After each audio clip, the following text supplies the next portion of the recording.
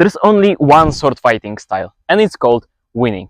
Everything else, including specific techniques in just one specific system, is just a label people put on their own limitations. And today I'll be calling that in you guys, because this specific weird concept of sacred sword fighting styles is one of the most counterproductive things in modern HEMA nowadays. I would even say in the entire HEMA community. And no one seems to call it out, but I will.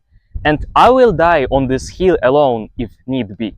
I'm Michael Kozin, and I have over 2.5 years of training with longsword in historical European martial arts through competing in actual tournaments and of course sparring to prepare myself. And as you can see, I'm not some kind of AI voice just reading from a script. I mean, I have a rough script to follow, but just in rough talking points. And I'm also not some kind of robotic voice over like slowed down sword fighting moves from some kind of B-roll out of the internet. I'm someone who actually trains this stuff, who actually spars, who actually has some kind of strong opinion. And that's why this channel exists in the first place. I also have free community which you can join, the link in the description. If you join it right now, I'll personally reach out to you to help you with sword fighting progress. Alright, but let's actually get to the topic. Let's start with the first one. What people actually mean by styles. Let me actually define what problem I'm about to break. When people usually say style in sword fighting HEMA, they usually mean one of two things. First, which is I train Fiore or I train KDF system, meaning they just committed to one specific historical tradition of longsword fighting as their main primary system to follow. And the second one is I'm too aggressive in sword fighting or I'm more on the defensive side in sword fighting. And this one isn't really a bad thing, because you consciously may already know that right now you are better at being a more aggressive fighter and you're more successful at that, or you're more successful at being a defensive pro at parry riposte and you are just more better at one of two things, all right? But I would even say that it's more than that. It's sort of like a personality-based description of how you fight. And neither of these two big things, so training in specific system or being on more defensive or offensive side, none of it is wrong on its own. So the real problem starts when the style becomes your identity. When people stop treating specific system as just a set of useful tools that you can use in combat, and they see it or they start treating it as some sort of sacred knowledge, sacred book of wisdom that must be followed correctly, like it's some sort of religion text. Okay, that's when actually technique stops serving you as a fighter and you start serve the technique. And this specific view or type of learning is entirely backwards. We need to change the end with the start. A style is supposed to be just a description of how you fight. It's not a cage you lock yourself into, if that makes sense.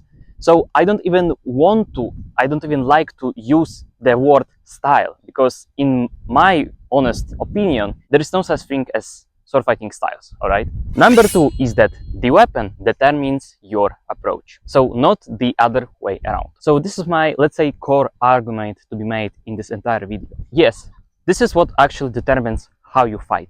The weapon that you have in your hands. So the weapon that you choose. So of course, a longsword, let's say, demands specific movements. So its length, its weight, its balance distribution. It's also balance point. It's also the quicker maneuverability of the longsword. And of course, the blade geometry defines how you will fight. It defines what's possible and what is the most efficient move or moveset that you can make with this specific tool. So specifically what I want to tell you is that you don't bring a style to a longsword. It's more of like you bring a longsword to a problem to solve it. Even in the same weapon category, there are always nuances, because there is always smaller differences between different practice longswords. So a shorter, lighter longsword is far more quicker, it's far more maneuverable. The feints are much quicker, and of course it's more efficient at parry riposte compared to the huge Sigi King. But a larger sword like this one, the reach of it is much greater, alright? Your thrusts have more reach and also your attacks have more reach. So you approach to the fight with a bit more different distance management rather than with this one. So that's not a different style. You don't bring a style to this one or this longsword. So what I mean, actually, you're supposed to just adjust to the specific tool that you're holding. And the same logic applies across all weapon categories. For example, a spear has far greater reach than the longsword, right? It's far better at thrusting and keeping your opponent from a very huge distance. Like a spearman versus a swordsman usually always wins in direct combat because of the greater reach. And also, let's say a poleaxe, right? For example, compared to the longsword or spear, it's an entirely different weapon that you have to fight with just different moveset, with a bit different footwork also, with different approach. So you adjust to the tool. Or let's say you choose a sword and a shield. That's also entirely different approach because you have a huge passive wall that you can block with any sort of strike that comes to your left side, if it's huge enough, alright. And you have one-handed arming sword to it, right? You are more protected, but your reach is also very horrible because of the shorter blade. Or, for example, you chose an axe and a shield. That's also entirely different from an arming sword and shield. So each and one of these examples that I've presented to you demands different approach. It demands you understanding nuance because the actual physics of a tool is completely different. You're not switching styles between one tool and the other tool. It's called just being a pragmatist fighter who knows what is the best tool in this specific situation. Point number 3 is the historical argument and how it's misused.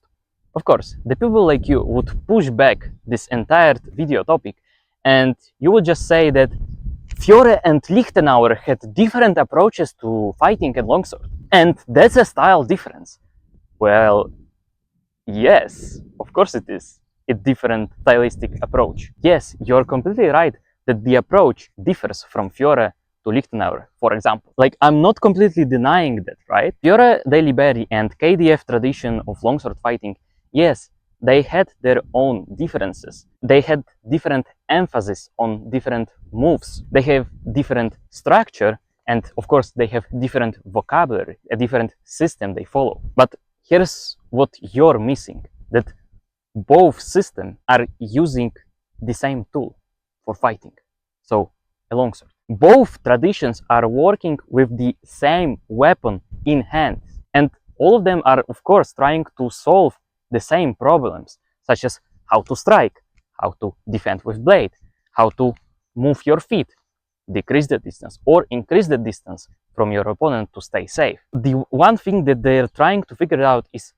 how to win a sword fight. So the techniques in both systems are there because they're useful, because they're pragmatic. They were practical for some kind of specific reason, because they worked, okay? So if a Fiore technique is more useful right now, then go use it. If a Lichtenauer technique is, then go ahead, also use it in a sword fight. Treating your one system as a sacred system that you need to follow perfectly and correctly each and every time in combat. And if you're refusing to use anything outside of this specific system, in my honest opinion, this isn't historical authenticity. It's just you being too stubborn, too stupid to change, to adjust to a combat. The fencing masters, so Fiore, Marozzo, Lichtenauer, Meyer, they didn't wrote down all of this shit, all of those techniques inside of their fencing manuals for you to be a faithful reenactor of these techniques. They actually wrote this stuff down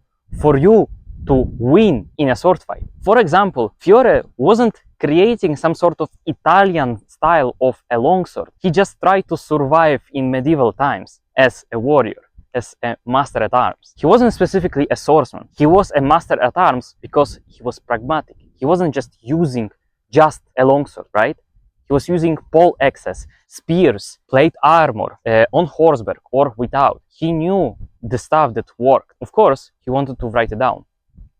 Well, for someone special. Point number 4 is the overthinker problem. Let me take some time to go more deeper into this. Here's what happens when someone, let's say you, get too attached to some specific, just one system that you follow in longsword, or specifically like their style they follow. So let's imagine you're fighting against me. You see an opening in my defense. So let's say I'm just a bit too close to you. And instead of taking that initiative, taking that opener to actually hit me, you start to ask yourself, is this the correct way that Lichtenauer would attack his opponent? Is this the correct technique of Lichtenauer according to his system? And in that specific second, the moment is gone. It's entirely gone, because I already increased the distance from you. So there is no opening for you left. You're too far from me, because you had an internal debate inside of your head on how you're supposed to like exploit my opening. The moment has moved entirely. The moment is dead. You haven't used it. This specific situation, that's not you fighting your opponent, because you're fighting against your own mind in your fucking brain, my dude. And the worst part is that I've seen this in other people. I've seen my sparring opponents, which instead of taking the initiative themselves and going in with some kind of deep thrust, even just try to surprise me, they just froze up in one place, trying to bait me into some kind of attack, or just waiting. Oh shit, I'm going to parry riposte you.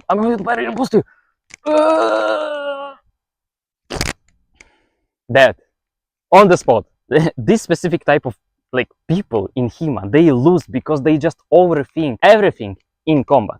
And I know this is hard, right? That's why we spar in the first place. That's why we fight against another real human beings, to understand how to behave in a sword fight, how to move, how to strike, and etc. And the worst part is that these sort of people go home after sparring and they study more techniques in one specific system. And then they come back and they lose again against the same fucking opponents. Because the real problem was never the technique that they were trying to learn in the first place. The problem is actually their mindset that the technique is the answer to every question, to every situation in combat. Let's say I'm your opponent. I don't care which system you're using, like for your learning to defeat me. I don't fucking care about this. All I care is to strike you and to not get hit myself. I'm actively trying to hit you. So hit me first. Hit me back first. Okay? So the one thing that I want you to stop entirely right now, like get rid of it, is that stop performing historically and actually think about starting to fight practically, to use everything which is practical for you to defeat your opponent. Okay, it doesn't need to be any sort of flashy techniques.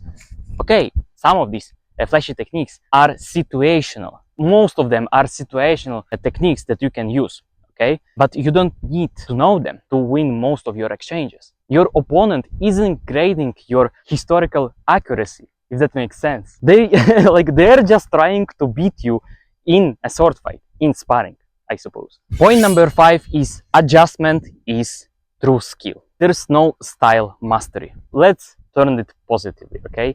Here's what you should do instead. Every opponent that you ever face, even within the same weapon category, all of them will differ from each other. All of them will fight slightly different. All of them will have different things, such as different timing, different distance preference. They will have different tells, so reads. They also will have different reactions under pressure. The best fighter that wins every exchange isn't the one who memorizes each technique from a fencing manual, like historical fencing manual. It's actually the one who reads their opponents the fastest and can exploit this gap to their advantage. So that means they adjust instantaneously. to different opponents. So that adjustment, that real-time pragmatic, say, response to what's actually happening in combat, this is the actual true skill of sword fight. And it can be found in any single master's fencing manual. It comes from actual sparring. It comes from experiencing it on your own skin. It comes from pressure of the actual fight. Okay? Use Fiore when Fiore is the answer. Use KDF or Lichtenauer or Meyer when it's applicable, when that helps you to win a fight. So use whatever works, man. That's not having no style. Don't get me wrong. That's actually having one of the most dangerous styles out of all, which is the one that your opponent can predict and can't react to. Specifically, the one which he's not able to prepare for. And the last but not least, the point is about the context.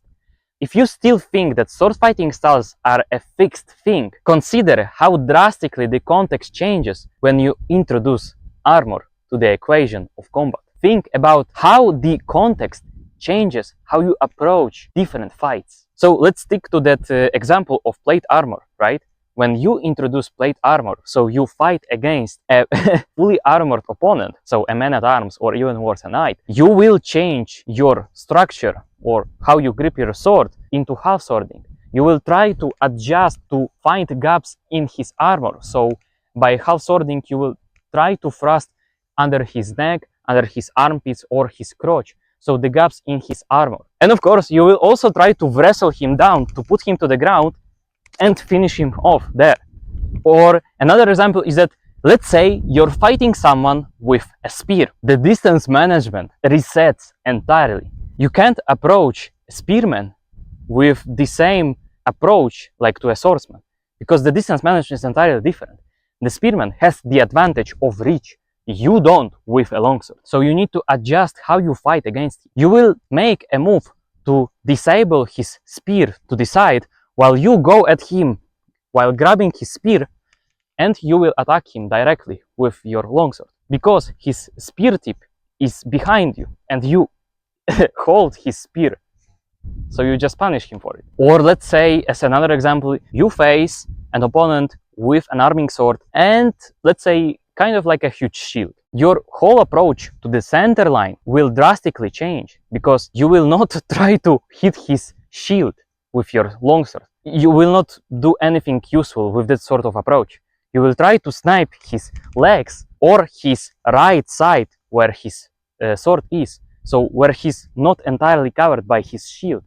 Or you will try to deliver some sort of, let's say, cut or a thrust into his head where he also doesn't have an active shield protecting him because he needs to see you, see your moves. So he cannot entirely close off his head with his shield, if that makes sense. And all of these examples that I've told you, none of these are style changes. They're just simple adjustments to the reality of combat. So a fighter who can operate only in their one specific style, so system, is a fighter who can win only under these strict specific conditions. In a real combat or even in a HEMA tournament with some kind of specific rule set doesn't guarantee that you will have the same conditions. So the context of a fight doesn't care what style you choose. You either adjust just like this or you lose.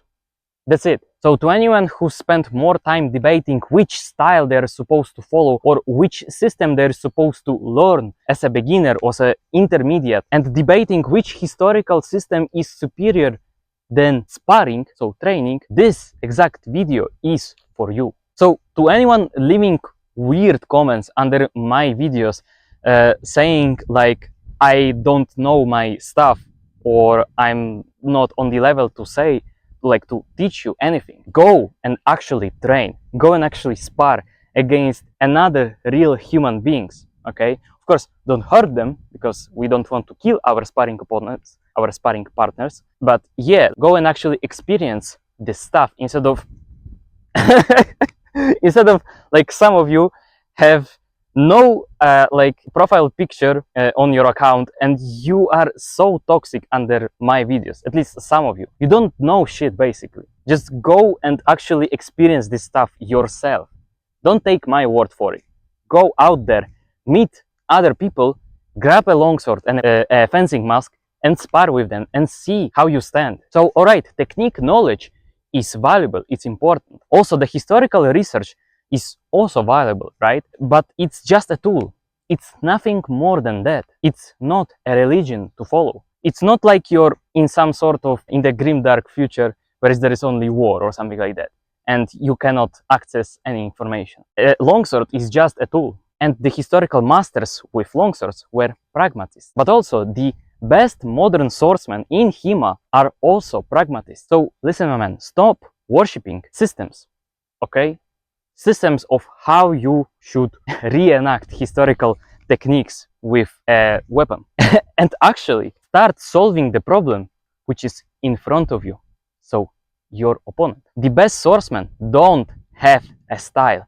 They don't. They just have an answer to most situations in combat. So if this video resonated with you, or it made you so angry that you want to type some shit under the video and you want to prove me wrong, go ahead. But also, you can actually speak with me directly in my community, the link in the description, called START SWORDFIGHTING. This is where I actually teach more beginners on how you're supposed to approach longsword fighting, what gear you should get without spending a fortune.